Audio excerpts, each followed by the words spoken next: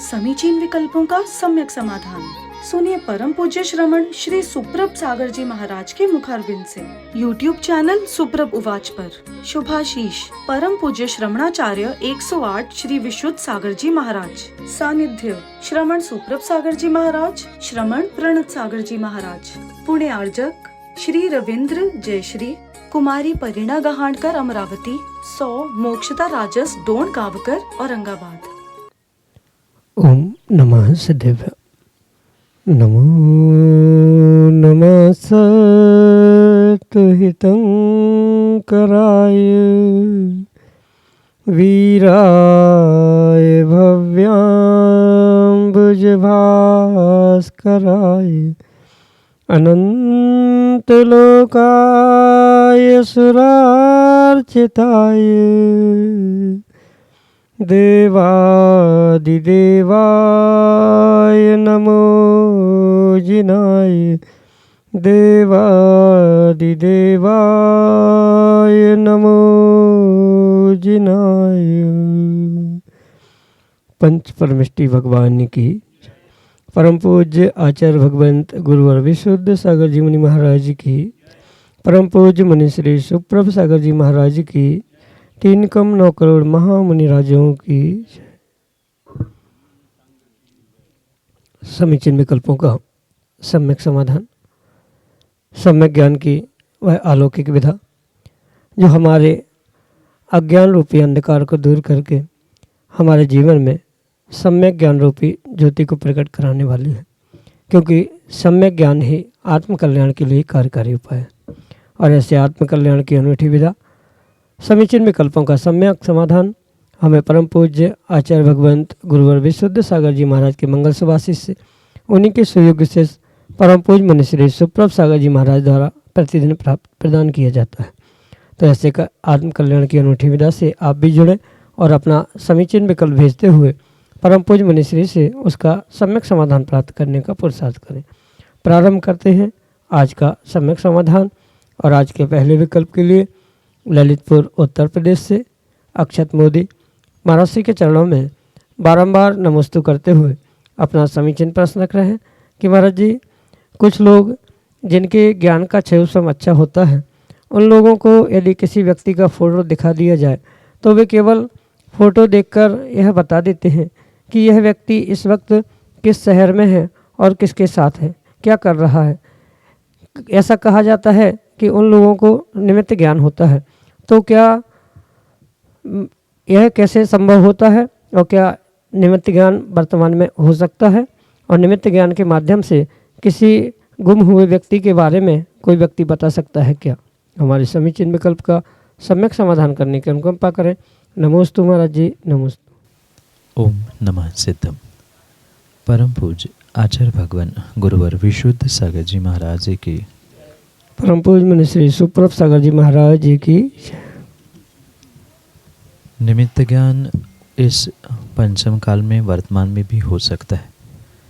इसमें आगम के परिप्रेक्ष्य में कोई भी विकल्प करने की आवश्यकता बिल्कुल भी नहीं, क्योंकि निमित्त ज्ञान के बहुत सारे भेद आचार्य भगवंतों ने बताए हैं।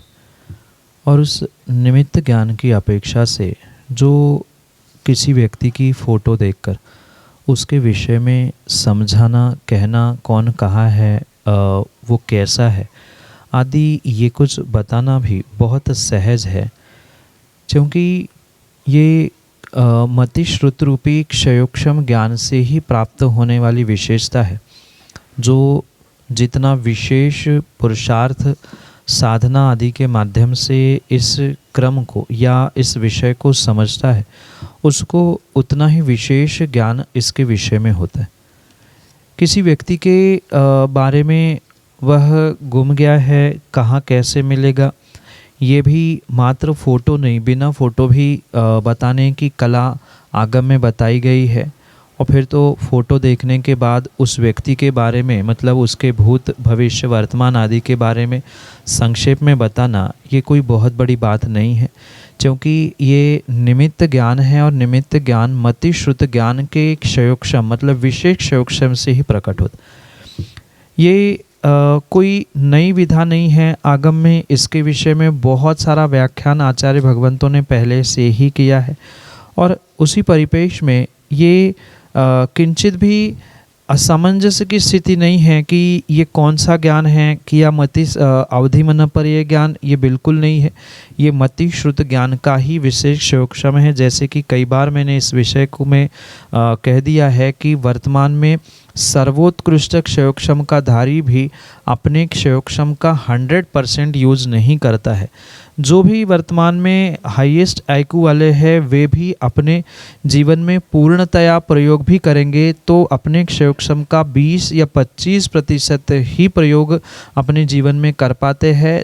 तो उससे कई अधिक गुना प्रयोग करने वाले भी जीव होते हैं। जैसे वर्तमान में बहुत सारे ऐसे भी कार्य हो चुके हैं जो बिना किसी कैलकुलेटर या बिना किसी साधनों के ही बहुत बड़े बड़े करोड़ के गुना मन से ही करके बताते हैं, उंगलियों से ही आंखें बंद करके हुए करके दिखाते। तो ये सब कुछ मात्र और मात्र मतिश्रुत ज्ञान का विशेष क्षयोक्षम के कारण से ही संपन्न होने वाली क्रियाएं है। इतना ही नहीं अपितु निमित्त ज्ञान को लेकर आचार्य भगवंतों ने बहुत सारी विधाएं, बहुत सारी बातें भी लिखी है जिससे लेकर उसका स्पष्टीकरण किया जा सकता है। पर किसी व्यक्ति की फ़ोटो देखकर उसके बारे में कहना ये बहुत सहज वर्तमान में निमित्त ज्ञान मतलब मतिश्रुत ज्ञान के विशेष क्षयोक्षम से होना संभव है। यही आपके लिए सम्यक समाधान।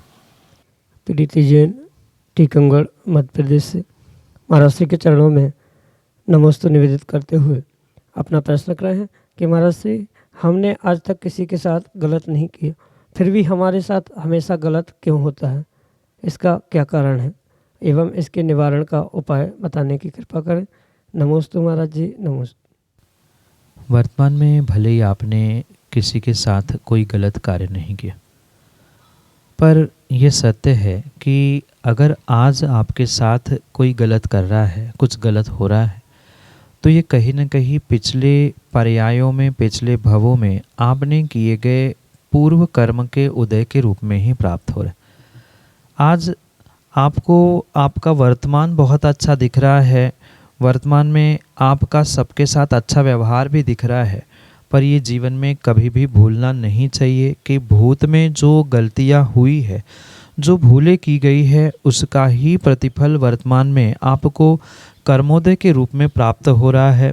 जो भी व्यक्ति आपके साथ गलत करते हुए आपको दिख रहा है या सभी लोग आपके साथ भी गलत करते हुए मिल रहे हैं, तो वह उनकी गलती नहीं है अपितु आपकी ही गलती है।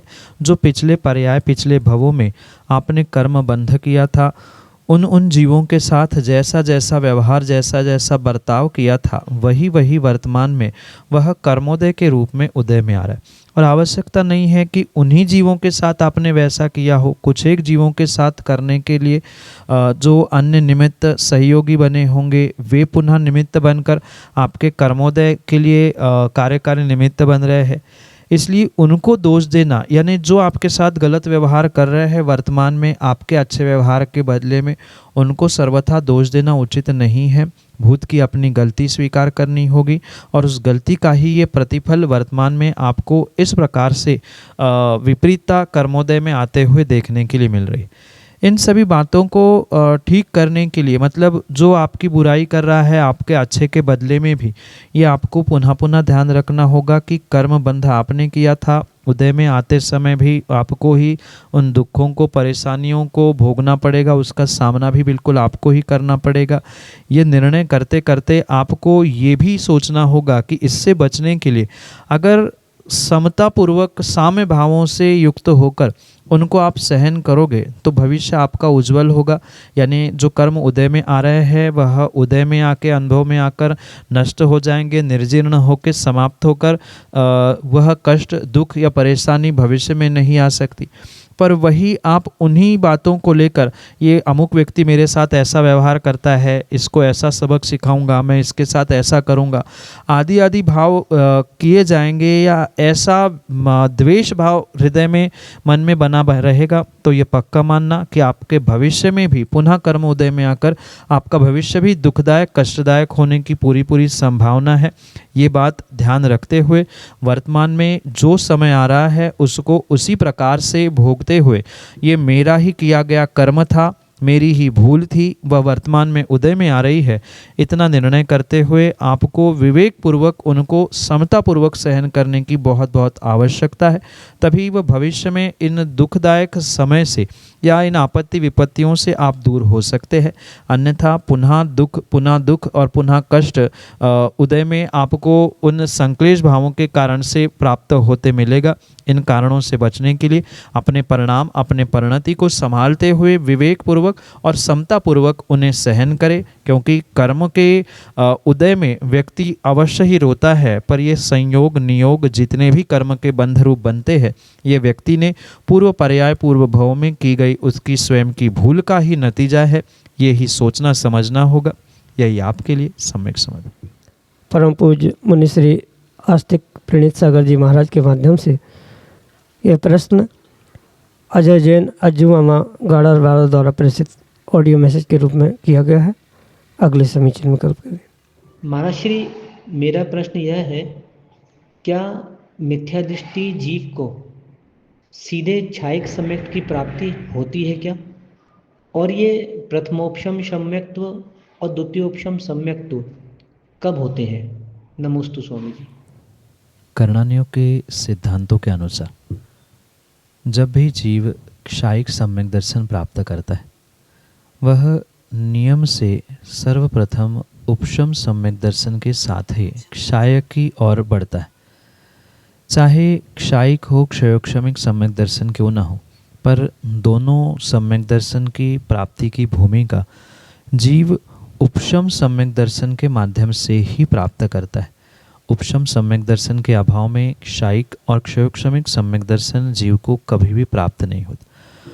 अगर इस अपेक्षा को ध्यान में रखेंगे तो जो अनादि मिथ्या दृष्टि जीव है, वह अनादि मिथ्या दृष्टि अवस्था से सीधे क्षायिक सम्यक को प्राप्त नहीं कर सकता, क्योंकि सिद्धांत उपशम पूर्वक ही क्षायिक सम्यक या उपशम पूर्वक क्षयोक्षमिक सम्यक की बात करता है। इस अपेक्षा से जो अनादि मिथ्या दृष्टि जीव है, मतलब जिसने अभी तक एक बार भी सम्यक दर्शन प्राप्त नहीं किया है, वह डायरेक्ट क्षायिक नहीं अपितु उपशम पूर्वक ही क्षायिक सम्यक दर्शन प्राप्त करता है।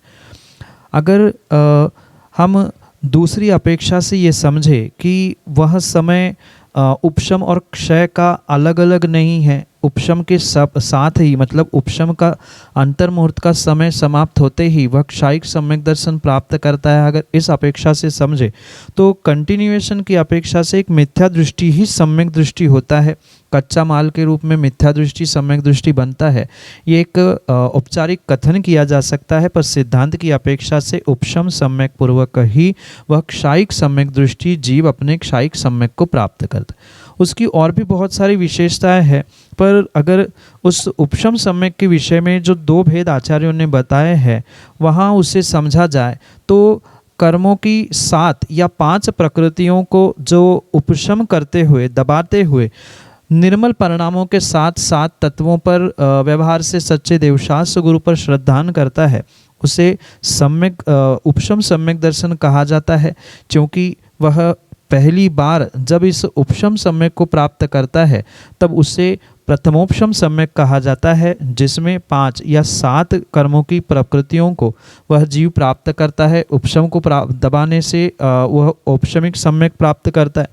जब पुनः कभी उस उपशम सम्यक से छूटने के बाद पुनः जब वह अगले सम्यक को प्राप्त करने का पुरुषार्थ करता है, दूसरी बार वही जीव जब उपशम सम्यक को प्राप्त करता है तो उस स्थिति में उसके लिए वह द्वितीयोपशम सम्यक प्राप्त करना या उस सम्यक दर्शन को द्वितीयोपशम सम्यक कहा जाता है। जब शब्द ही स्पष्ट कह रहे हैं पहली बार उपशम सम्यक प्राप्त करना ये प्रथमोपशम सम्यक दर्शन है और दूसरी बार वह उपशम सम्यक दर्शन प्राप्त करना ये द्वितीयोपशम सम्यक दर्शन कहा जाता है। क्योंकि इसके विषय में बहुत सारा विस्तार से कर्णानियोग के ग्रंथों में आचार्य भगवंतों ने कहा है कि प्रथमोपशम सम्यक में कितनी प्रकृतियों का वह उपशम करता है, लगभग 100 प्रकृतियों का प्रथमोपशम सम्यक में, पूर्व कुछ 6 कम प्रकृतियों का उस द्वितीयोपशम सम्यक दर्शन में।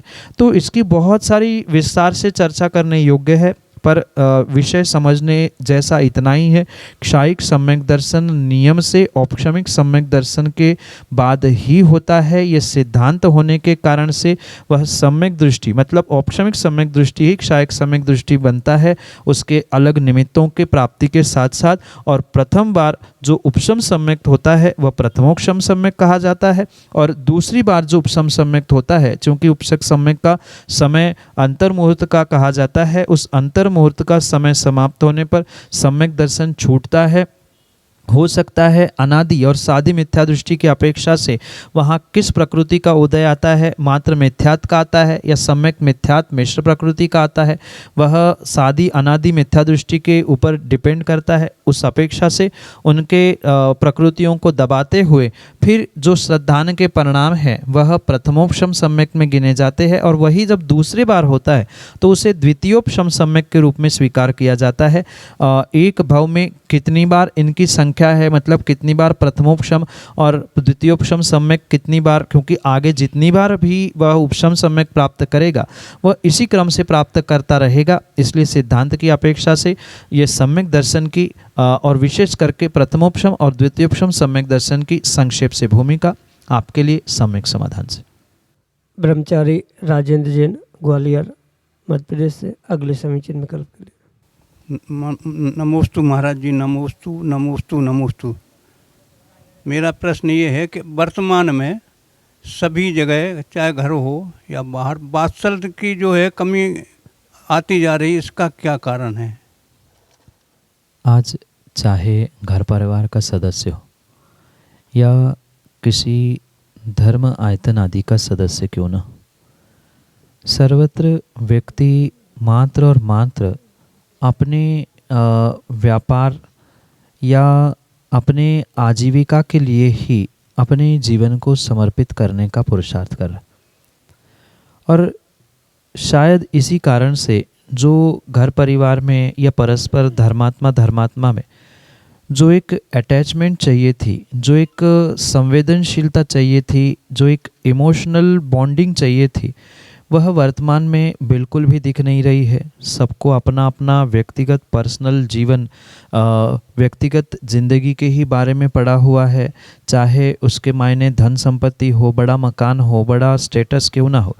इसके पीछे दौड़ने वाले तथाकथित धर्मात्मा या घर परिवार के सदस्यों को परस्पर में एक दूसरे के लिए अटैचमेंट करने के लिए जब समय ही नहीं है तो वात्सल्य की बात ही क्या की जा सकती है। शायद कई बार तो ऐसे दृश्य हमने भी देखे हैं कि जहाँ इस वात्सल्य अंग को, जो आचार्य भगवंतों ने सम्यक दर्शन का महान अंग कहा है, उसको ऐसा लगता है कि कुछ एक वर्षों बाद शायद किसी म्यूजियम में ही देखने सुनने के लिए मिलेगा। पर ये इसके पीछे का कारण मात्र और मात्र व्यक्ति के अंतरंग में बैठी हुई कहीं न कहीं जो मान कषाय की परिणति है, वह मान कषाय की परिणति ही व्यक्ति को दूसरे के सामने झुकने नहीं देती। और जहाँ अपने व्यक्तिगत रूप से मान का विसर्जन होगा, मान का मर्दन होगा, ईर्ष्या भाव छूट जाएंगे, एक दूसरे के प्रति जो संवेदनशीलता प्रकट हो जाएगी, उसके कारण से ही पुनः एक बार वह वात्सल्य का युग इस धरा पर आने की संभावना है। जैसे विष्णु कुमार मुनिराज के बारे में वात्सल्य अंग को समझाने का हर कोई प्रयास करता है, हर कोई पढ़ता है, सुनता है, सुनाता है, वर्ष में एक बार उनकी पूजा भी की जाती है। पर अगर वही पुरुषार्थ वर्तमान में हर एक धर्मात्मा, हर एक घर परिवार का सदस्य करने लग जाएगा तो शायद विष्णु कुमारों मुनिराजों को किसी पुराण ग्रंथों में नहीं अपितु अपने आप में ही व्यक्ति खोज लेगा। तो कहीं वात्सल्य गुण की कमी हमें इस समाज, इस देश, इस घर परिवार में नज़र नहीं आ सकती।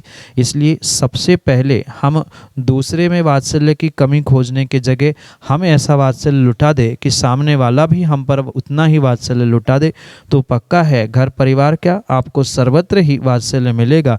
क्योंकि ये सत्य जीवन में स्वीकार करे कि जैसे कर्म सिद्धांत कहते हैं, वह सूत्र जीवन में हमेशा हमेशा याद रखे कि कर्म सिद्धांत या व्यक्ति को भी ये सिद्धांत हमेशा याद रखना होगा कि मेरा व्यवहार आपके व्यवहार पर निर्भर करता है। मेरा व्यवहार अगर वात्सल्यमयी है, सामने वाला कितना भी कठोर क्यों ना हो, पर उसे आज नहीं तो कल आपके वात्सल्य के सामने झुकते हुए उसको भी वात्सल्य का परिचय देना ही होगा। ऐसा वात्सल्य का पुरुषार्थ करने के लिए हम ही समय वर्तमान में वात्सल्यवादी बने, चाहे घर हो, परिवार हो, अन्य कोई भी स्थान क्यों ना हो। हम वात्सल्यमयी हैं तो हमारे लिए सभी वात्सल्य देने वाले मिल ही सकते हैं।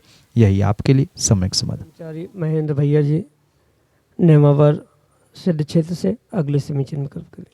अतिश्रुत अवधि ज्ञान सम्यक मिथ्या कैसे होते हैं? ज्ञान तो ज्ञान है जो आत्मा के लक्षण रूप गुण रूप स्वीकार किया जाता है, पर उस ज्ञान को पहले बहुत विवेकपूर्वक समझने की आवश्यकता है कि ज्ञान सामान्य और उस ज्ञान सामान्य के साथ जैसा प्रत्यय लगेगा वही ज्ञान चाहे किसी पर्याय में क्यों ना हो वह सम्यक या मिथ्या रूप हुआ करता है। जैसे आपने ट्रैफिक सिग्नल देखे होंगे, ट्रैफिक सिग्नल में लाइट इलेक्ट्रिसिटी एक ही होने पर भी जैसी कांच उसके सामने लगी जाती है वैसा ही उस लाइट का प्रकाश होता है। और मात्र ट्रैफिक सिग्नल में नहीं, आजकल बहुत सारे ऐसे रंगीन बल्ब आ रहे हैं, वहाँ आप ये ध्यान रखना मात्र बल्ब की कांच रंगीन है इसलिए प्रकाश रंगीन है, जबकि इलेक्ट्रिसिटी विद्युत लाइट एक ही है।